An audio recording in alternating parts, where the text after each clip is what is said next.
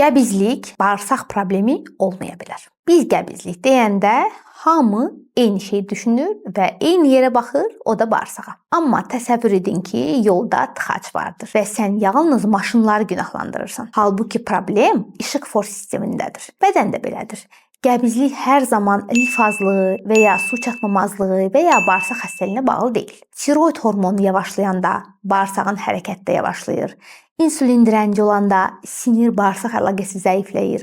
Progesteron yüksələndə bağırsaq daha da tənbəl işləyə bilir. Yəni bu problem təkcə bağırsaqda görünə bilir, amma səbəb endokrin sistemdə də olur. Ona görə də illərlə işlətmə dərmanı içib problemi həll etməmək çox yayğın olduğuna görə qəbizliyiniz xronikdirsə, bu artıq sadəcə həzmə bağlı deyil.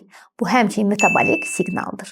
Uzun illər özünüz və ya yaxınlarınız bağırsaq problemlərindən, qəbizlikdən əziyyət çəkirsinizsə, davamlı olaraq müxtəlif müayinələrdən, kolonoskopiyadan istifadə edirsinizsə, ancaq istifadə etdiyiniz dərmanlar bir işə yaramırsa, demək artıq bir endokrinoloq müayinəsində olmaq və hormonal olaraq, metabolik olaraq prosesi qiymətləndirməyin tam zamanıdır. Özünüzə yaxşı baxın və bu videonu qəbizlikdən əziyyət çəkən yaxınlarınıza, dostlarınıza, qohumlarınıza göndərməyi unutmayın.